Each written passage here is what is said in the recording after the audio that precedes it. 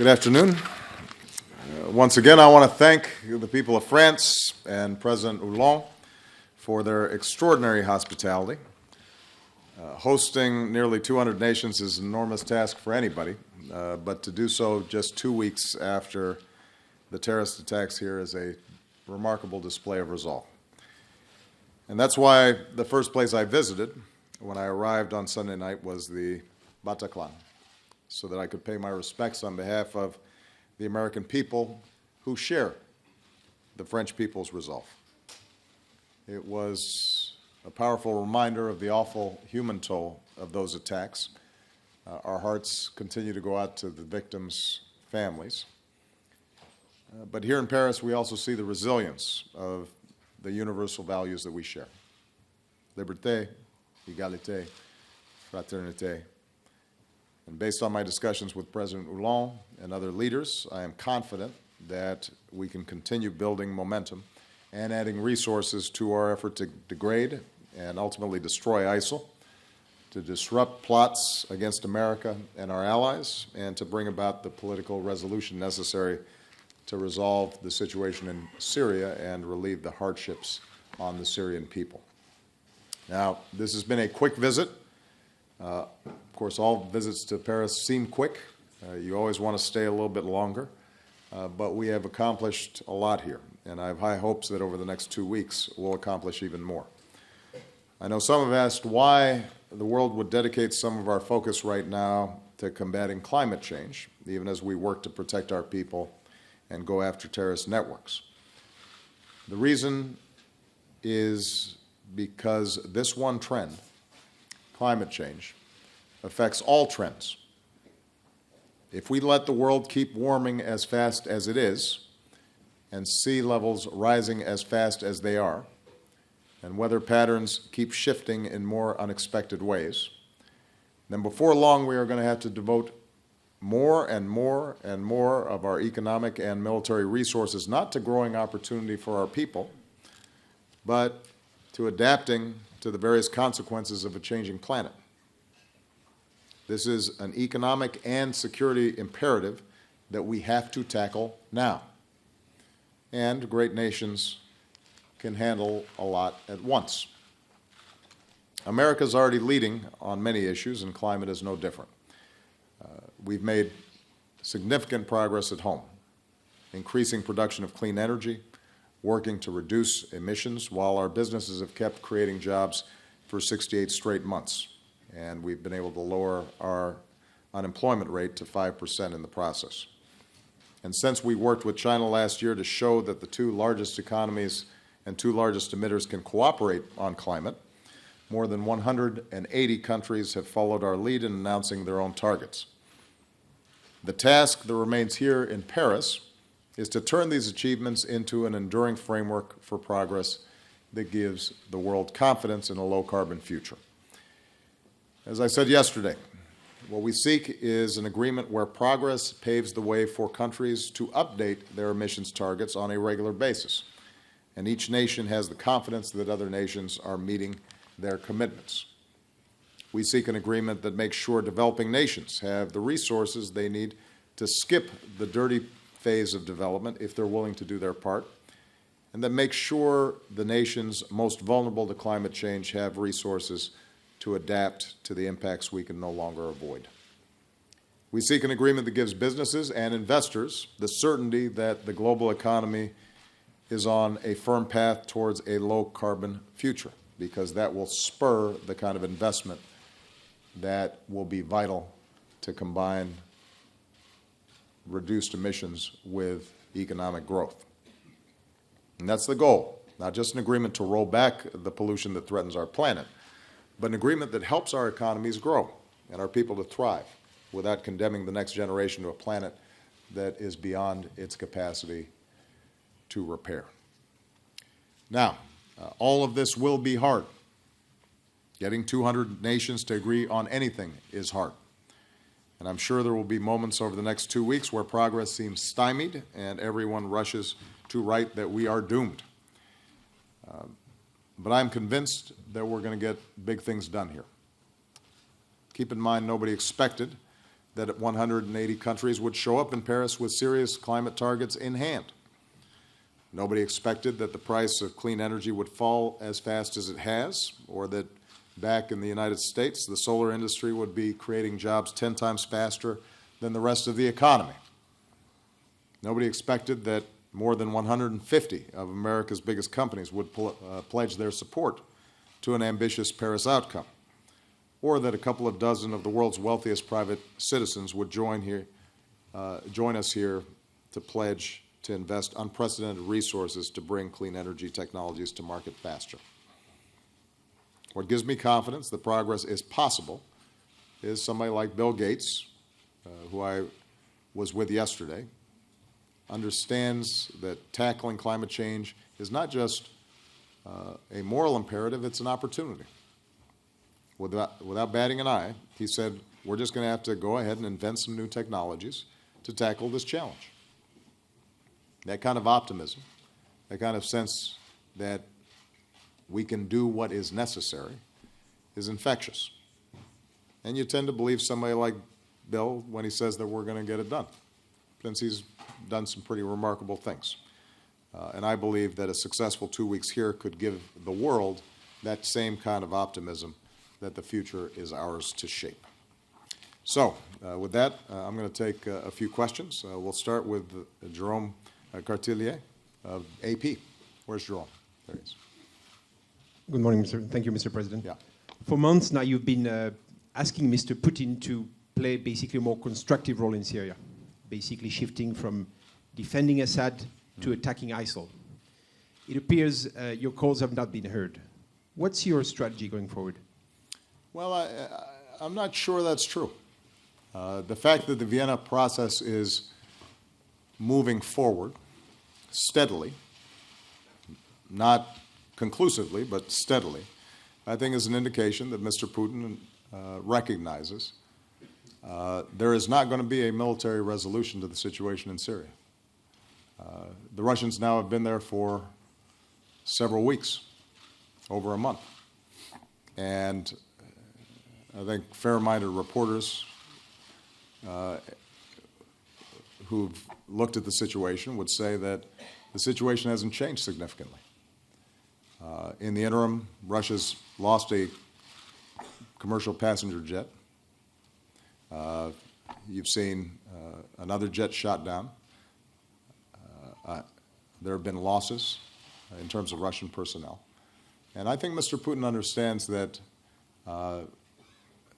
with Afghanistan fresh in the memory, for him to simply get bogged down in an inconclusive and paralyzing civil conflict is not the outcome that he's looking for. Now, where we continue to have an ongoing difference is not on the need for a political settlement. It's the issue of whether Mr. Assad can continue to serve as president while still bringing the civil war to an end. It's been my estimation for 5 years now that that's not possible. Regardless of how you feel about Mr. Assad, and I consider somebody who kills hundreds of thousands of his own people illegitimate,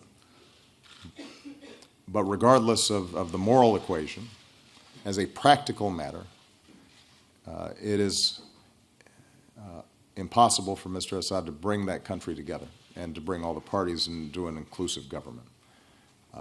It is possible, however, to preserve the Syrian state, to have an inclusive government in which the interests of the various groups inside of Syria are represented. And so as part of the Vienna process, you're going to see the opposition groups, the moderate opposition groups that exist within Syria, some of which, frankly, we don't have a lot in common with, but do represent significant factions inside of Syria.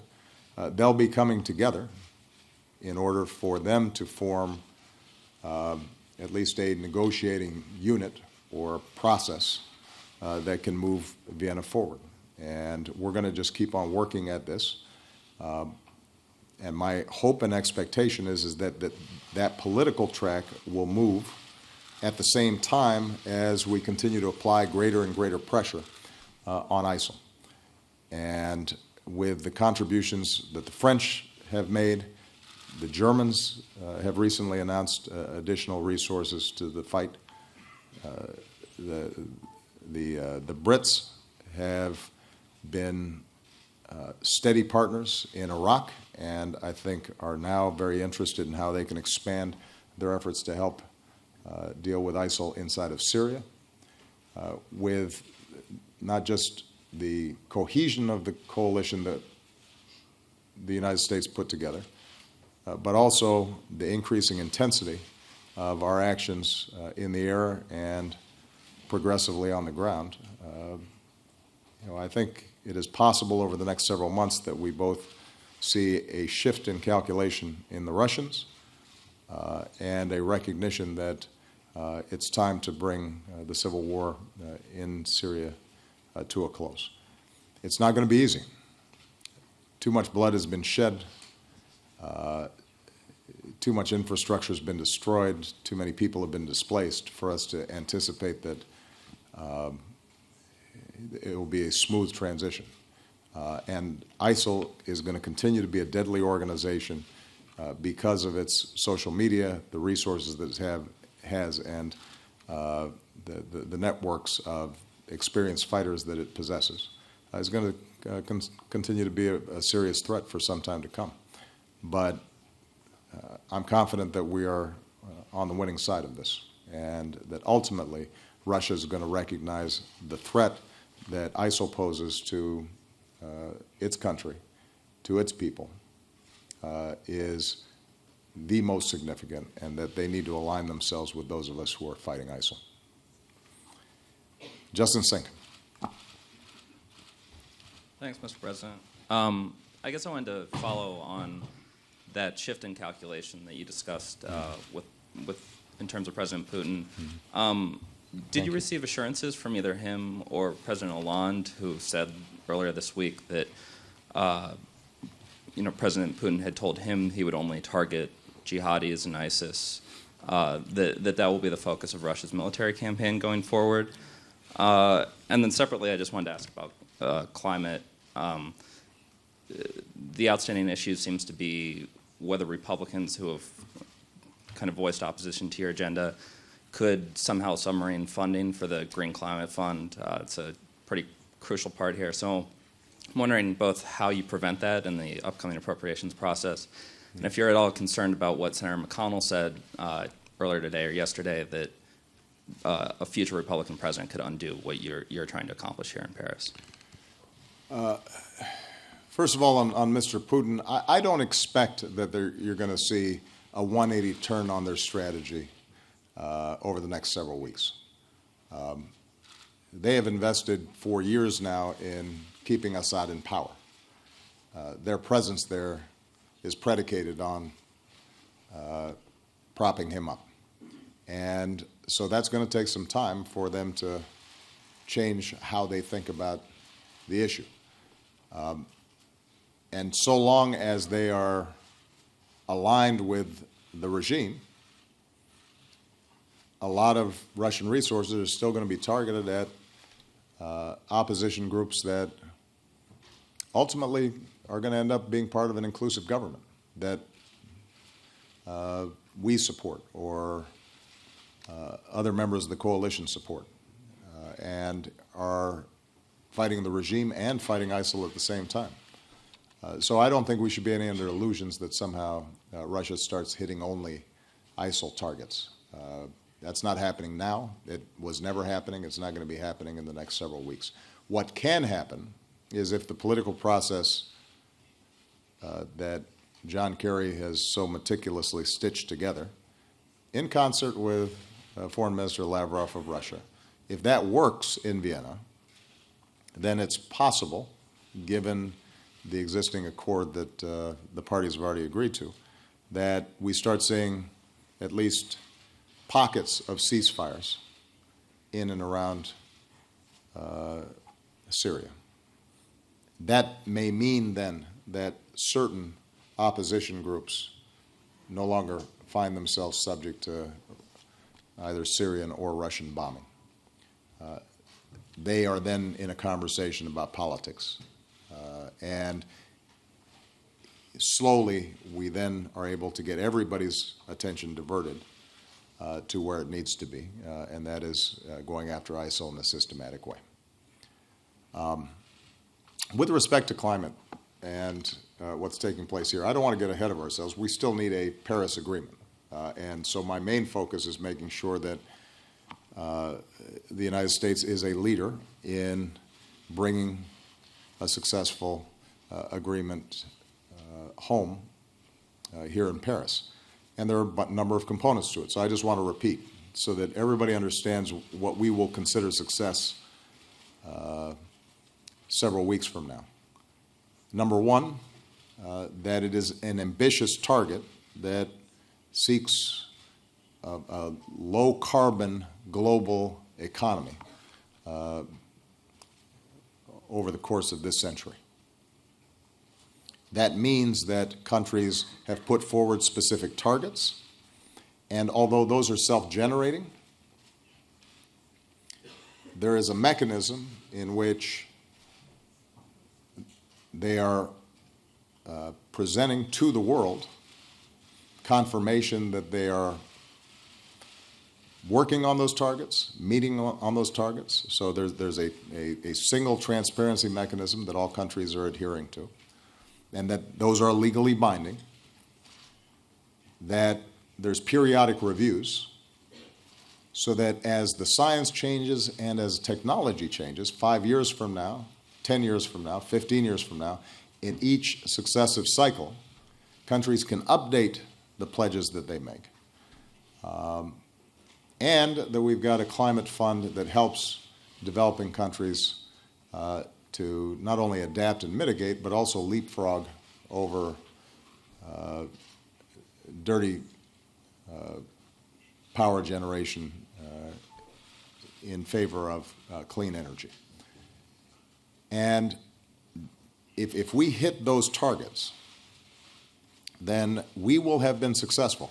Not because, by the way, the pledges alone will meet the necessary targets for us to prevent catastrophic climate change, but because we will have built the architecture that's needed, we will have established a global consensus of how we're going to approach the problem, and then we can successfully turn up the dials as new sources of energy become available, as the unit costs for something like solar or improvements in battery technology make it easier for us to meet even higher targets. And systematically, we can drive down carbon emissions and the pace of climate change over the course of several decades.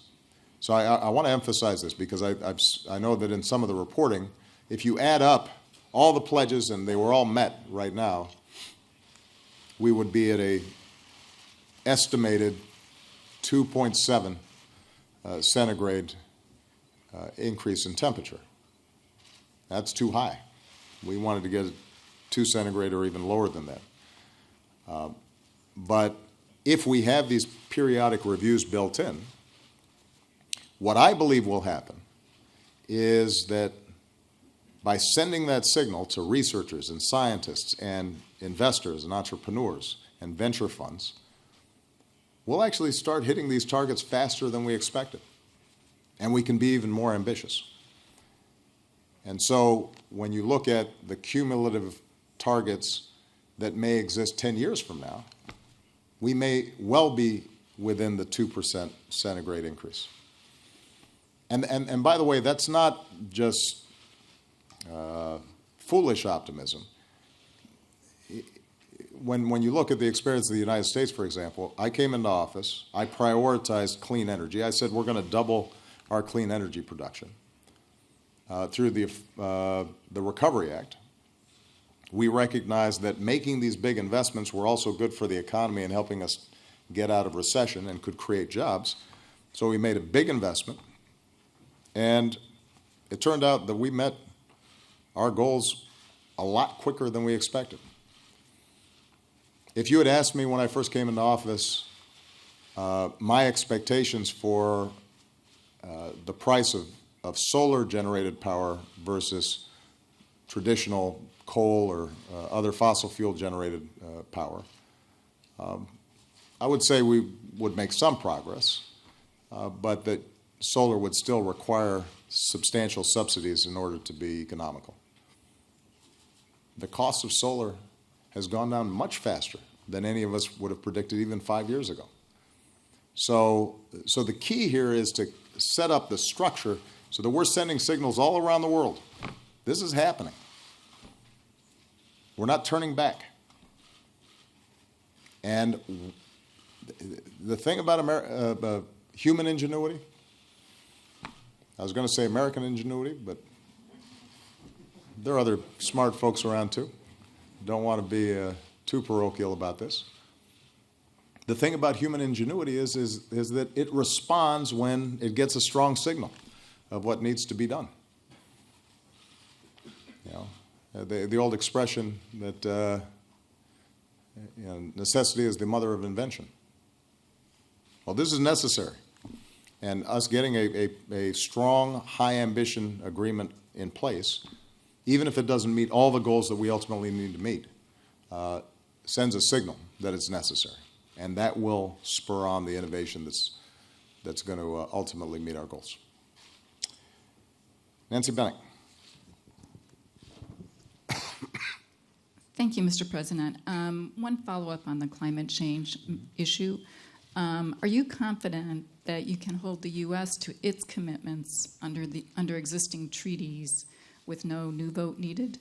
And separately on Planned Parenthood, I wondered if you could share your thoughts on that shooting and any thoughts in the context of the sharp political rhetoric in the country at this time.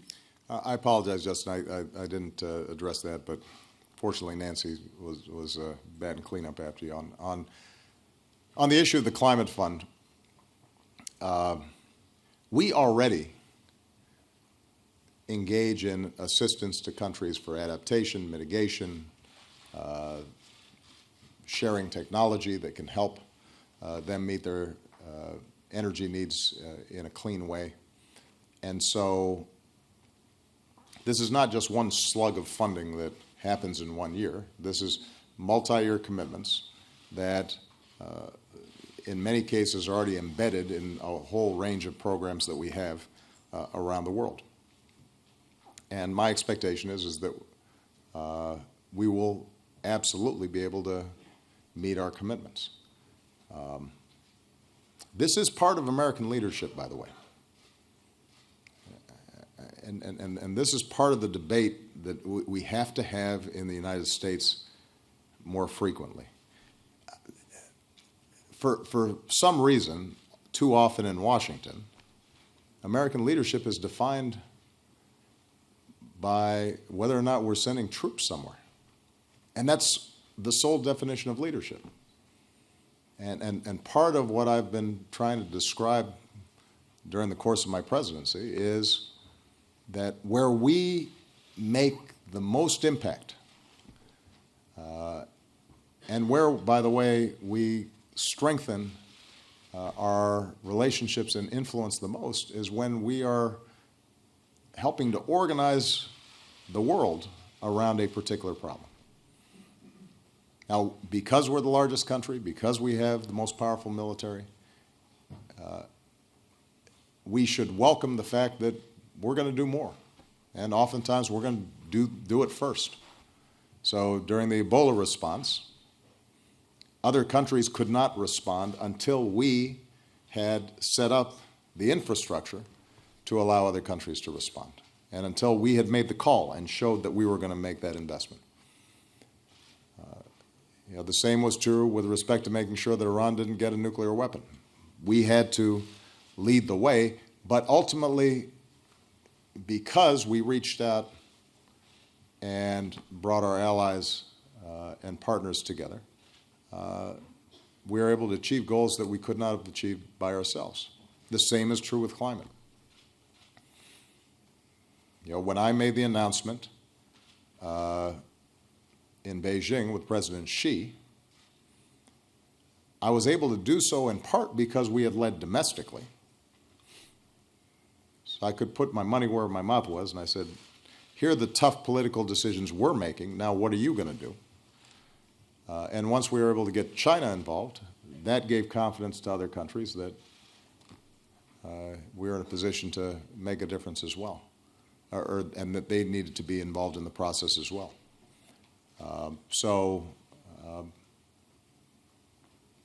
Whether it's organizing the coalition that's fighting ISIL or dealing with climate change, our role is central, but on large international issues like this, it's not going to be sufficient. At least not if we want it to take, if we want it to sustain itself. We've got to have partners, and that's the kind of leadership that we should aspire to. With respect to Planned Parenthood, obviously my heart goes out to the families of those impacted. I mean,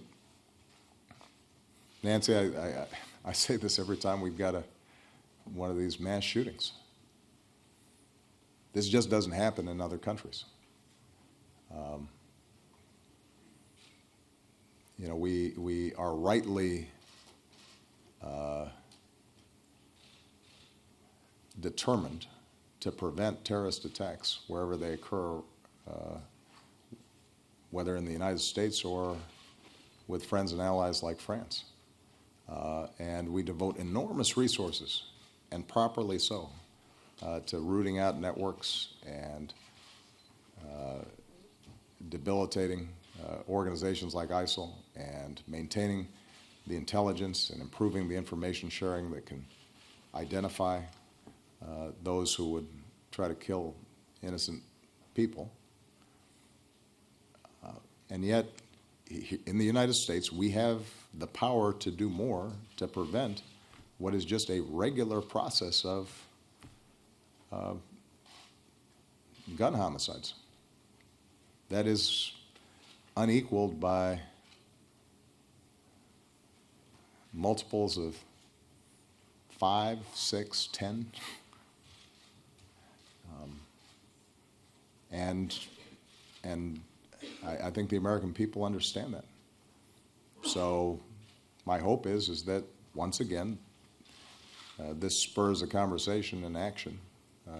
And I will continue to present those things that I can do administratively, but in the end of the day, Congress, states, local governments are going to have to act in order to make sure that we're preventing people who are deranged or have violent tendencies from getting weapons that can magnify the damage that they do. And with respect to Planned Parenthood, I think it's clear, I've said it before, they provide health services to women all across the country, have for generations. In many cases, it's the only organization that provides health services to impoverished women. And I think it's fair to have a legitimate, honest debate about abortion. I don't think that's something that is beyond the pale of our political discussion. It's a serious, legitimate issue. How we talk about it, making sure that we're talking about it factually, accurately, and not demonizing organizations like Planned Parenthood, I think is important. Jeff Mason. Thank you, Mr. President. Do you believe that Turkey is doing enough to strengthen its northwest border with Syria?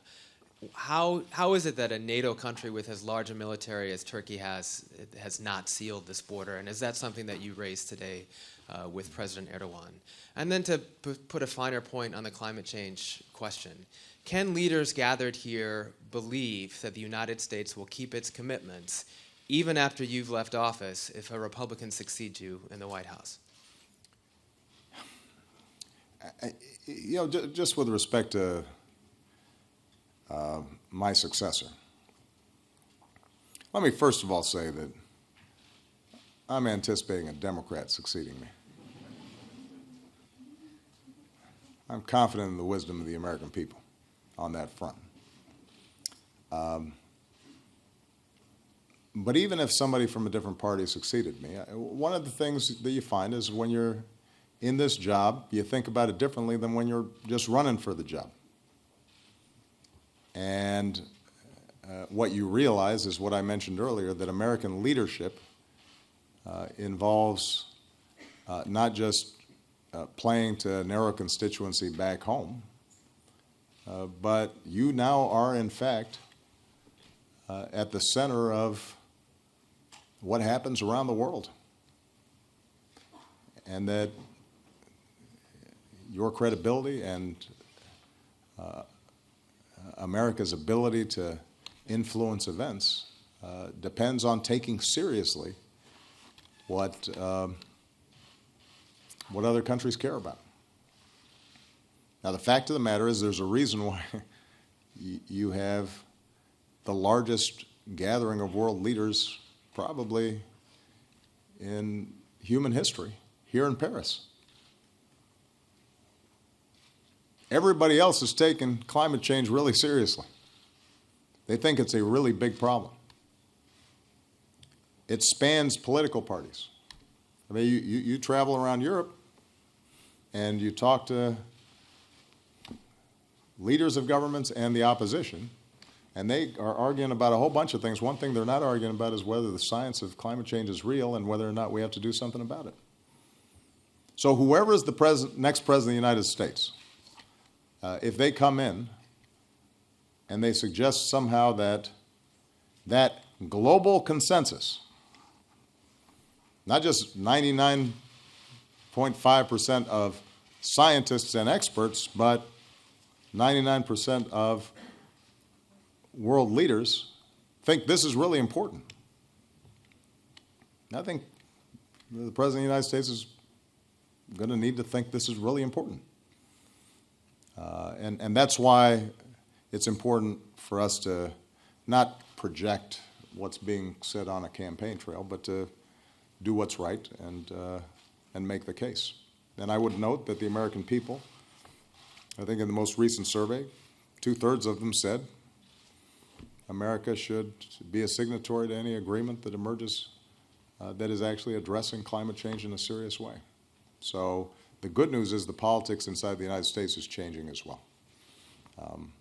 Sometimes it may be hard for Republicans to support something that I'm doing, but that's more a matter of the games Washington plays. And that's why I think people should be confident that we'll meet our commitments on this. With respect to Turkey, I have had repeated conversations with President Erdogan about the need to close the border between Turkey and Syria. We've seen some serious progress on that front, but there's still some gaps. In particular, there's about 98 kilometers that are still used as a transit point for foreign fighters, ISIL shipping out fuel for sale that helps finance their terrorist activities. And so we have been having our militaries work together to determine how a combination of air and Turkish ground forces on the Turkish side of the border can do a much better job of sealing the border than currently is. And I think President Erdogan recognizes that. I'm also encouraged by the fact that President Erdogan and the EU had a series of meetings around, or Turkey and the EU had a series of meetings around the issue of the Turkish-Greek border. We have to remind ourselves, Turkey has taken on an enormous humanitarian effort. There are millions of Syrians who are displaced and living inside of Turkey. Not just refugee camps, but they are now moving into major cities throughout Turkey. That puts enormous strains on their infrastructure, on their housing, on employment. And Turkey has continued to keep those borders open for people in real need. So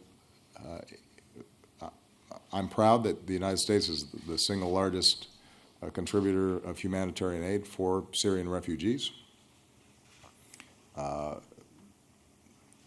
glad that the EU is looking to do more to help Turkey manage those refugee flows. But I also think the EU rightly wants to see the kind of orderly process along the Turkish-Greek border that's necessary for Europe to be able to regulate the amount of refugees it's absorbing and to save the lives of refugees who are oftentimes taking enormous risks because they're being ferried back and forth by human traffickers who are now operating in the same ways that you see drug traffickers operating under, at enormous profit and without regard for human life.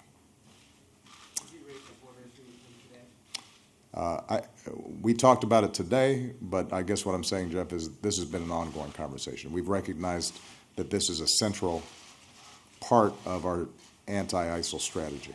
We've got to choke them off. We have to choke off how they make money. We've got to choke off their ability to bring in new fighters because, we've taken tens of thousands of their fighters off the battlefield, but if new ones are still coming in, then they continue to maintain a stranglehold over certain population centers inside of Iraq or Syria. So we've got to cut off their source of new fighters. That's also part of the great danger for Europe and ultimately the United States as well, and countries as far-flung as Australia or Singapore. If you've got foreign fighters coming in that are getting not only ideologically hardened, but battle hardened, and then they're returning to their home countries, they're likely candidates for engaging in the kind of terrorist attacks that we saw here in Paris. So this has been an ongoing concern, and we're going to continue to push hard among all our allies to cut off the financing, cut off the foreign fighters, improve our intelligence gathering, which has allowed us to accelerate the strikes that we're taking against ISIL.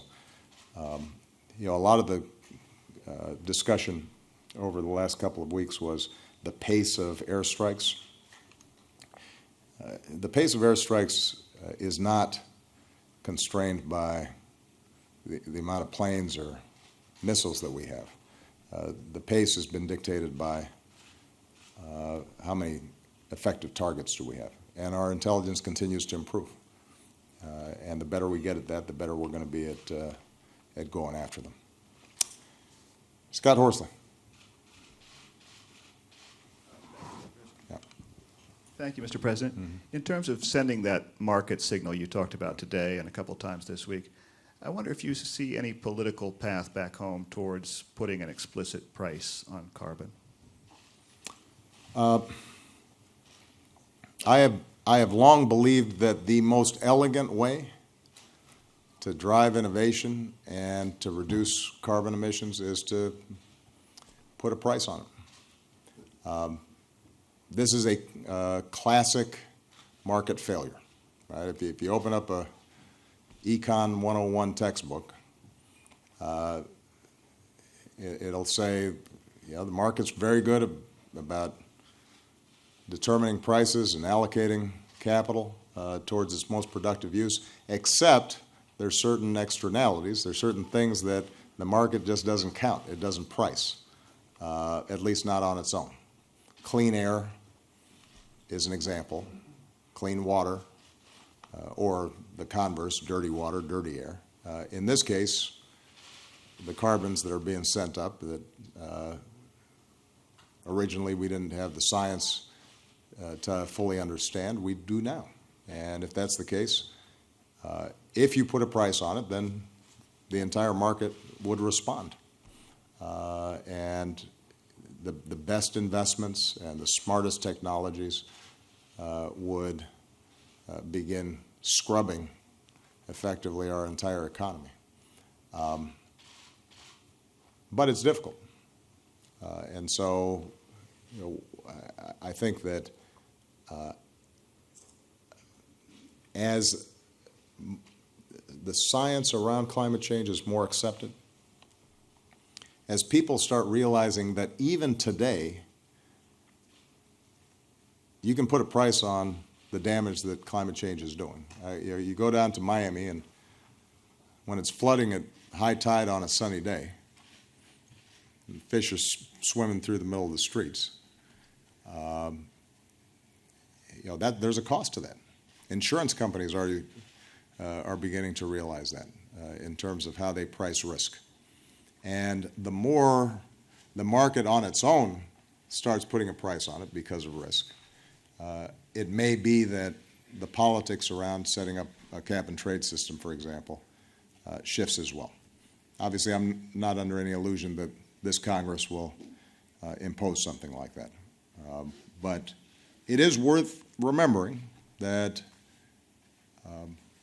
it was conservatives and Republicans and center-right think tanks that originally figured out this was a smarter way to deal with pollution than a command and control system.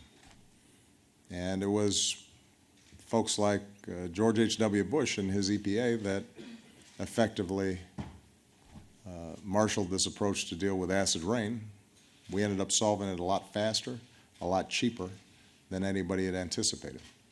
And I guess more than anything, that's the main message I want to send here, is climate change is a massive problem. It is a generational problem.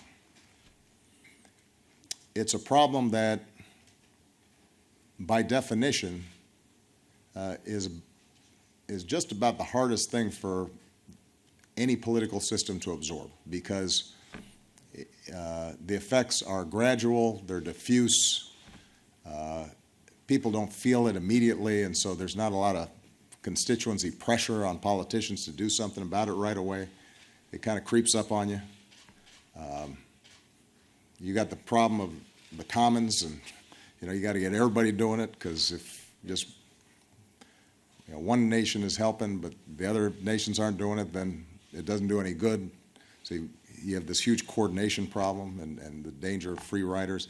So on all these dimensions, it's hard to come up with a tougher problem than climate change, or a more consequential problem. And yet, despite all that, the main message I've got is, I actually think we're going to solve this thing. If you had said to people as recently as 2 years ago that we'd have 180 countries showing up in Paris with pretty ambitious targets for carbon reduction, most people would have said, you're crazy, that's a pipe dream. And yet here we are. That's already happened. Before the agreement's even signed, that's already happened. As I said earlier, if you had told folks what the cost of generating solar energy would be today, relative to what it was 5 years ago, people would have said, not a chance. And with relatively modest inputs, that's already happening. I mean, imagine if we're starting to put more R&D dollars into it, which is why the mission innovation announcement was so significant. The biggest countries, the most prosperous countries, doubling their R&D, but then you've also got Bill Gates and other extraordinarily wealthy individuals saying we're going to put our money into this. I'm optimistic. I think we're going to solve it. I think the issue is just going to be the pace and how much damage is done before we are able to fully apply the brakes. And in some ways, it's akin to the problem of terrorism and ISIL. In the immediate aftermath of a terrible attack like happened here in Paris,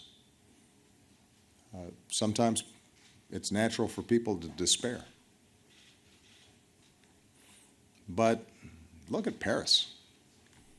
You can't tear down Paris because of the demented actions of a handful of individuals.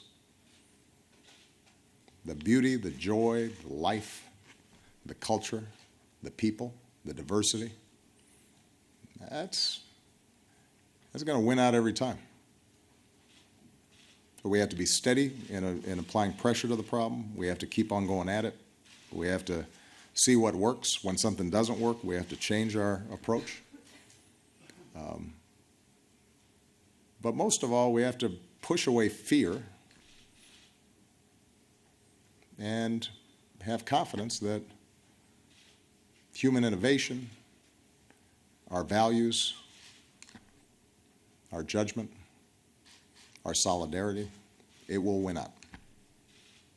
And I guess I've been at this long enough where I have some cause for confidence. Yeah, we went, what, a month and a half, where people were pretty sure that Ebola was going to kill us all.